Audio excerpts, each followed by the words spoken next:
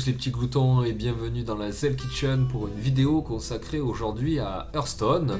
Alors Hearthstone, qu'est-ce qui s'est passé récemment? Eh bien Blizzard nous a offert une nouvelle aventure, voilà, donc après Naxxramas et après le Mont Roche Noire, voici la Ligue des Explorateurs.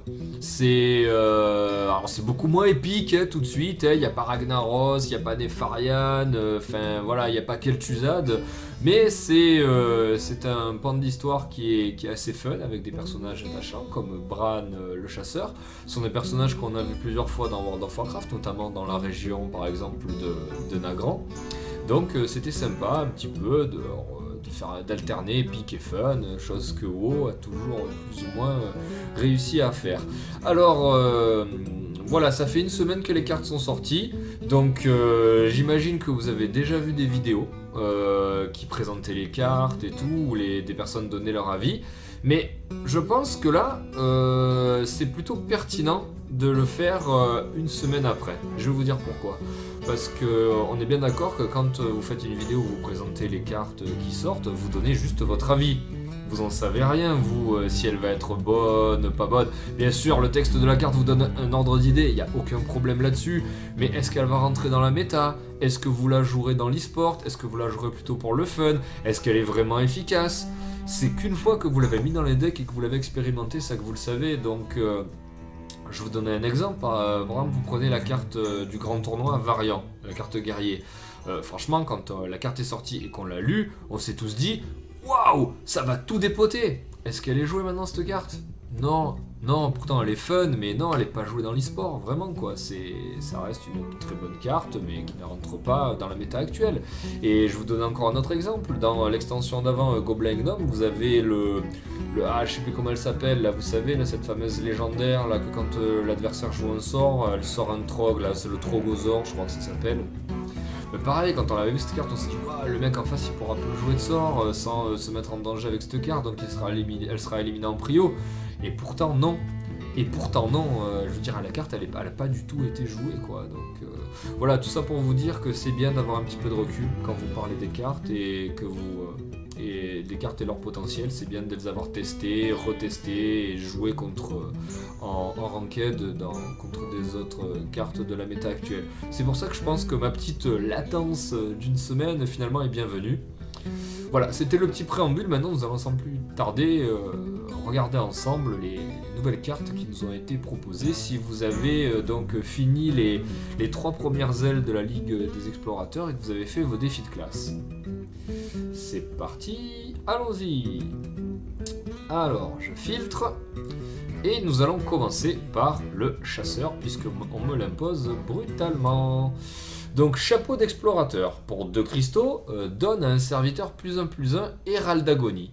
Le Hérald d'Agonie ajoute une carte chapeau d'explorateur dans votre main. Alors, cette carte, moi j'ai tout de suite beaucoup aimé. Puisqu'elle est super fun, ça vous permet toujours d'avoir la main avec quelque chose dans la main, et franchement quand vous avez un chasseur vous avez une main qui se dépop très facilement, et j'ai essayé du coup un petit chasseur Hérald d'Agonie et c'est méga fun. Franchement la carte est méga fun à jouer. D'ailleurs je vais essayer de construire un deck tout à l'heure pour vous la montrer en action. Ça vaut le coup, c'est vraiment partie des cartes sympas. Par contre, est-ce qu'elle va rentrer dans l'e-sport? Je pense pas, tout simplement parce que dans un tour 2 en Hunt vous avez 1 milliard de trucs à faire, mieux que cette carte. Et surtout en fait elle va toujours traîner dans votre main. Et donc une carte comme le fameux tir là, qui vous fait repiocher quand votre main est vide, c'est quand même dommage qu'elle vous fasse pas piocher, tout ça parce que vous avez un chapeau dans les mains. Donc très fun, très sympa, mais peut-être pas pour l'e-sport. On va aller au mage.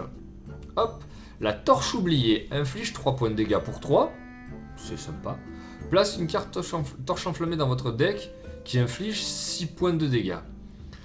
Alors écoutez, de prime abord, ça n'a pas l'air très puissant, mais en fait ça l'est. Ça l'est énormément, et je vais vous dire pourquoi. Parce que déjà le ratio est honnête, 3 pour 3, c'est pas ouf, mais c'est honnête, c'est pas mauvais. Et ensuite en fait, vous vous retrouvez donc avec une boule de feu pour 3 dans le deck. Je vous vois venir, il faut pouvoir la piocher. Mais avouez quand même que vous jouez une carte qui a un coût honnête et derrière ça vous fait piocher une carte cheatée, quand même 6 dégâts dans un jeu mage, c'est considérable. Franchement, c'est une bonne carte. Ça mérite au moins d'en mettre une dans le jeu. Elle est plus qu'honnête, elle est même très bonne. Il y a un véritable avantage à la jouer. Donc, ouais, le mage a été quand même gâté avec cette carte. En plus, voilà, il y a un peu l'ombre d'Indiana Jones qui plane sur cette carte. Donc, ouais, c'est un pouce vert pour celle-là. Qu'est-ce qu'ils lui ont filé à notre ami le paladin? Secret. Quand votre adversaire a au moins 3 serviteurs et en joue un autre, le détruit. Pour 1. Alors ça c'est pété. Là concrètement c'est archi pété. Je vous signale qu'en ce moment, mais vous en êtes rendu compte, vous l'êtes sûrement pris plusieurs fois dans la gueule, il y a un jeu paladin secret qui rocks, qui est facile à jouer, qui est fun et qui fait du résultat. Ben, cette carte clairement elle rentre dedans. Elle vous permettra de ne pas vous faire déborder par le mec d'en face. Mais en fait c'est pour 1. En fait vous pétez une créature pour 1. C'est énorme. Vraiment ça rentre direct dans le jeu paladin secret. Moi perso, voilà quoi, il y a 2-3 secrets sur le paladin que je joue parce que c'est un paladin secret qu'il faut beaucoup de secrets qui sont pas terribles. Là, pour le coup, ça fait le café. Donc ouais, gros pouce vert pour celle-là. Franchement, elle rentre direct, sans contestation, dans la méta. Véridique. Qu'est-ce qu'on lui a donné à cette pauvre classe décrépite qui est le chaman? Pour 4, une 2-6. Déjà, elle va être costaud. Après avoir joué un serviteur avec cri de guerre, inflige 2 points de dégâts à un serviteur aléatoire. Ouais. Les serviteurs avec cri de guerre chez le chaman, il y en a pas 10 000. Il y a l'élémentaire de feu qui est joué dans tous les decks. Mais sinon, bof. Puis voilà, elle met 2 dégâts, une 2-6 pour 4. Non, je suis pas convaincu. Je suis vraiment pas convaincu, c'est vraiment pas un cadeau qu'ils leur ont fait, un cadeau génial qu'ils ont fait au chaman. Donc, à voir. Mais là, perso, là, à vue de nez, je suis pas convaincu, je l'ai pas joué non plus. Je l'ai pas vu jouer en face de moi. Donc, ouais. Faut voir un petit peu ce qu'ils font avec le cri de guerre après, parce que quand j'ai un petit peu raté toutes les cartes, c'est vrai que le cri de guerre, ça va être un truc un petit peu remis au goût du jour, notamment surtout avec Bran, la légendaire qui va doubler le cri de guerre. Mais non, là voilà, comme ça, là, à vue de nez, je suis pas convaincu. Le démoniste, alors le démoniste a été doté d'une bonne carte, puisque regardez, pour 2 vous avez une 2-2, déjà on est nickel. Cri de guerre découvre une carte à cristal de mana. Qu'est-ce que la découverte? Bah écoutez, figurez-vous que c'est génial la découverte, puisqu'en fait quand la carte arrive en jeu, on vous propose 3 cartes, un petit peu vous savez là comme le pistage du chasseur, et vous choisissez laquelle vous voulez avoir dans votre main. Donc c'est à dire que pour 2 vous allez avoir une 2-2 et vous allez avoir une carte dans votre main. Alors une carte à un cristal de mana, voilà, c'est pas ouf, mais ça va vous faire piocher une carte supplémentaire. Quand on sait qu'il y a du handlock qui se joue à donc voilà, au nombre de cartes en main, avec le Drake, le Twilight Drake et le géant, c'est sympa. C'est une carte très honnête pour moi, qui rentre dans la méta facile. Non, vraiment, il y a un avantage à jouer cette carte. Moi, je valide. La dernière carte de classe, puisqu'il s'agit de la carte guerrier, le Destructeur Obsidienne. 7 pour une 7-7. À la fin du tour, invoque un scarabée 1-1 avec provocation. Écoutez, si vous êtes un petit peu démuni au niveau des cartes, bah écoutez, oui, ça vous dépannera, parce que au final, de pondre des trucs avec provocation, ça fait toujours chier l'adversaire. Là, vous avez l'ardeur par exemple qui fait bien chier avec son truc, ben là c'est pareil, ça. Et puis 7 pour 7-7 c'est très honnête, avec un petit truc en plus. Le seul bémol que je mets, c'est qu'au tour 7, vous avez 1 milliard de cartes à jouer qui sont bien mequelles. Vous avez au tour 7, vous avez Dr Boom, au tour 7 vous avez Freeze Gull. Donc si vous avez les moyens, si vous avez des cartes, non. Mais par contre, pour des personnes plus modestes qui n'ont pas toutes les cartes et qui sont en cours de constitution de deck, ça vous dépannera, très clairement. C'était les cartes de classe. Passons maintenant aux cartes neutres. Elles sont au nombre de 6. Voici le scarabée orné de joyaux. Pour 2, vous avez le 1-1. Bon, déjà, ça fait un petit peu grincer les dents. Découvre une carte à 3 cristaux de mana. Et là, en fait, c'est quand même pas mal, puisque regardez un petit peu la combine. Premier tour, vous faites votre vie. Deuxième tour, vous la posez. Troisième tour, vous jouez cette fameuse carte à 3 cristaux de mana. Et on va dire qu'en fait, vous vous assurez... C'est super chaud ce que je vais dire. Vous vous assurez la pertinence d'un troisième tour. Quand vous... Moi, j'ai toujours comparé un petit peu une partie de cartes à un film. Il faut qu'il se passe un truc à tous les tours. C'est pour ça que vous remplissez un petit peu chaque compartiment, tour 1, tour 2, tour 3. En sortant ça, vous vous assurez qu'au tour 3, vous aurez une carte à jouer. Voilà, en cela, je la trouve vraiment pas mal. Elle rentre, elle est neutre, donc elle passera dans tous les decks. Ça vous fera un petit card advantage. Ouais, de toute façon, la découverte, c'est une bonne capacité. On va pas se mentir, c'est une bonne capacité. Donc là, ouais, ça se joue. Franchement, d'ailleurs, il y a déjà des jeux basés autour du Scarabée de Joyau. Donc ouais, c'est une vraie bonne carte. Pouce vert. Ombre ancienne, cri de guerre, place une carte malédiction ancestrale dans votre deck et vous fixe 7 points de dégâts quand vous la piochez. En gros, voilà, cette carte, pour 4, vous avez une 7-4 qui vous file un malus. Je sais pas trop en fait. Moi perso, moi j'ai tendance à m'en battre les couilles de me prendre des dégâts. Vraiment, ça, dans ce jeu, ça me fait pas peur de me prendre 7 points de dégâts, très clairement. Donc celle-là de carte, ouais, bah oui, pourquoi pas. Pourquoi pas, pour 4, une 7-4, 7 points de dégâts, c'est quand même pas mal. Après, voilà, elle a 4 points de vie au tour 4, voilà, c'est la normale. C'est juste que, voilà, je pense que c'est le genre de créature qui va vite dégager, et derrière, vous risquez de vous prendre 7 points dans la gueule. C'est à double tranchant, moi, honnêtement, je prendrais le risque. Moi, perso, ça me ferait pas peur. Vous, par contre, vous ferez peur au mec d'en face quand au 4ème tour, vous sortirez vos 7 points de dégâts. Voire dans un jeu druide. Écoutez, ça se tente. Ça se tente. Le Djinn des Zéphyrs, qui est une carte épique. Pour 5, vous avez une 4-6. Ouais, pour tour 5, 4 points d'attaque, bof. Bon après, voilà, elle est un petit peu résistante. Chaque fois que vous lancez un sort sur un autre serviteur allié, on lance une copie sur le djinn. Le pouvoir est fun. Le pouvoir est vraiment fun. Qu'est-ce qui se... Je sais pas, moi, vous prenez un jeu prêtre, un jeu paladin, un jeu druide, là, où ça buff quand même pas mal les cartes. Quand vous bufferez une créature, il y aura une copie sur le djinn.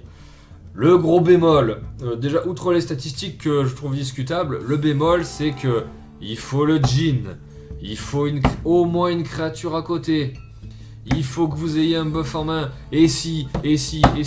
Pour moi, dans ce jeu, si l'association de plus de 3 cartes ou plus n'occasionne pas un létal ou n'occasionne pas un renversement de game, c'est pas obvious.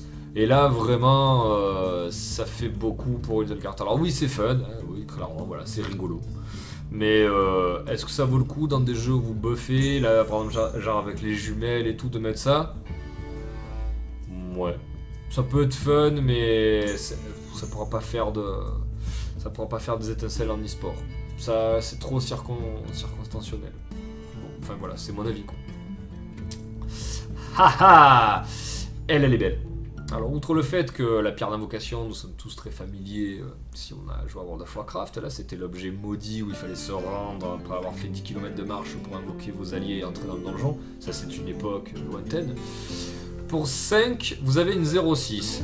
Voilà, donc déjà, bon, ça te stop net. Elle attaque pas cette carte, mais elle a 6 de défense. Et 6 de défense, c'est assez chiant à tuer. Chaque fois que vous lancez un sort, invoque un serviteur aléatoire du même coup. Et là, tu fais oh. Et ouais, et en fait, voilà, après coup, après qu'on ait eu des jeux basés autour et tout, c'est assez puissant. Je vous demande juste de l'imaginer dans un jeu voleur. Voilà, dans un jeu voleur où il y a énormément de sorts, énormément de combos, là où vous mettez le poison sur l'arme, vous faites préparation, vous mettez bricolage, vous faites déluge de lames, vous nettoyez la table avec l'éventail de couteaux. Et bien cette carte, en fait, elle va juste vous faire le café. Vraiment. C'est... Ça peut même rentrer dans un jeu mage, elle passe un petit peu partout cette carte. Vraiment, ça a été une vraie bonne surprise. Elle est fun et en fait elle va vous remplir le board de créatures assez puissante, enfin selon le sort que vous utilisez. Elle est chiante à tuer, donc le mec va la focus et va avoir un petit peu de mal à la descendre tout de suite, mais le gars peut pas vous la laisser sur la table, parce que clairement vous allez vite le déborder en lançant 2-3 sorts par tour. Donc celle-là je vais vous montrer un jeu avec, je ferai une petite partie avec le jeu Pierre de Vocation. Mais vraiment elle est sympa, elle mérite qu'on s'attarde dessus, moi perso j'ai beaucoup kiffé. Et je vous invite vraiment à tester des jeux autour d'elle. Gros pouce vert pour cette carte, vraiment. La Sentinelle Anubisat. Pour 5, on a une 4-4. Déjà, sur les stats, c'est pas bon.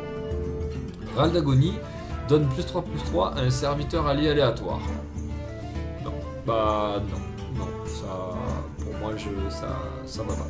Pour moi ça va pas, prenez une carte là comme la carte prêtre là qui est le sectateur là, le sombre sectateur là, au moins elle est 3 pour une 3-4. Et non voilà, parce qu'en fait quand vous êtes tour 5, vous rentrez dans le vous commencez à rentrer, vous êtes dans le mid game, vous commencez à rentrer dans le late game, tour 5 vous avez du Oreb à sortir, vous avez des trucs comme ça. Vous pouvez pas vous permettre de jouer ce truc là, surtout si elle sort qu'elle est seule et qu'elle se fait défoncer, parce qu'attendez 4-4, tour 5, elle se fera défoncer en 2-2, pour ensuite peut-être donner +3/+3 à personne. Non, clairement c'est pas possible. Moi, enfin voilà quoi, je ne la conseille pas. Et là, je la garde pour la fin, c'est pas anodin, cerise sur le gâteau, voici une véritable révolution mes amis, j'ai nommé Reno Jackson. Pour 6, vous avez une 4-6. Pour les stats, on n'y est pas. Mais, cri de guerre, si votre deck ne contient pas de cartes en double, rend tous ses points de vie à votre héros.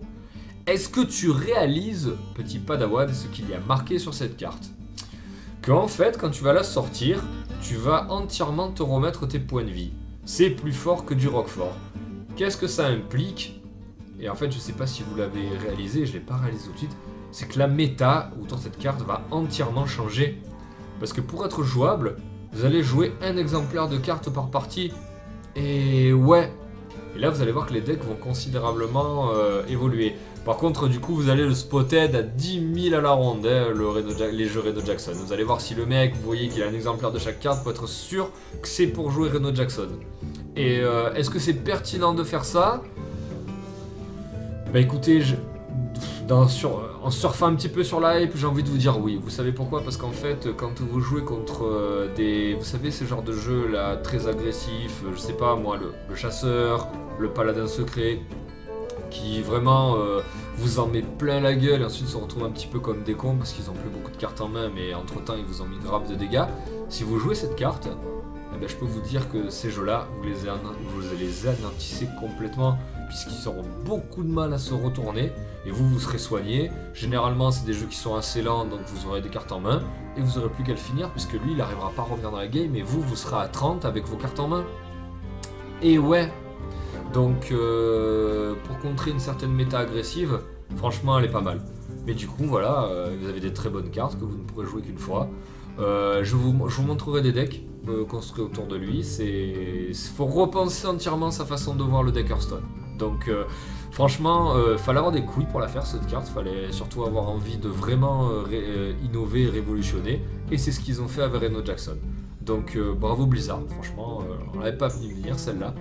Et vraiment, je vous invite à le faire. C'est une carte que vous choperez facilement si vous débloquez l'aventure en normal. Donc attardez-vous dessus, ça vaut vraiment le coup. Voilà, bah écoutez, ce sont les cartes en plus que l'on a depuis une semaine. Là, les nouvelles devraient arriver dès ce soir, donc je referai une vidéo pour vous présenter les nouvelles cartes dès lors que je les aurai eues. Au niveau de l'aventure, que vous dire si ce n'est que... Bah attendez, je vais vous montrer vite fait comment ça se présente. Regardez, aventure, ligue des explorateurs, voilà, tac, normal, paf. Voilà, vous avez donc Temple d'Orsis. Donc vous, ce que vous cherchez, c'est le bâton de l'origine. Donc ce soir, il y a Uldaman qui sort, vous avez la ville en ruine, et vous avez le hall des explorateurs, avec chaque fois le petit cadeau qui va bien. Donc attendez, ce soir, qu'est-ce qu'on va débloquer? Voilà, celle-là, je vous dirai. Donc le fameux Bran, barbe de bronze. Voilà, je vous les garde pour pour une prochaine vidéo, une fois qu'on aura un petit peu tout testé. Mais donc les aventures sont fun, notamment un combat en fait vous enfuyez du temple, donc vous avez personne en face de vous, il se passe juste des trucs pendant tous les tours, vous devez survivre, c'est sympa comme procédé vraiment, là aussi ils ont fait un peu de la nouveauté. C'est facile, franchement j'ai tout one shot en normal et j'ai aussi tout one shot en héroïque, donc c'est plus facile que les deux aventures d'avant. Donc ouais, pour moi c'est une bonne extension. Les nouvelles cartes vont vraiment révolutionner la méta. Et voilà, j'espère que vous pourrez vous les procurer, que vous aurez le temps de les tester. Et voilà. Écoutez, moi je vous remercie d'avoir suivi ma vidéo et je vous dis à bientôt pour de nouvelles vidéos Hearthstone où je vous essaierai de vous montrer un petit peu les nouvelles mécaniques et je ferai des decks autour des cartes que j'ai trouvé un petit peu fun, notamment le chapeau du chasseur, la pierre d'invocation et Reno Jackson. Voilà, je vous fais de gros bisous, ciao ciao.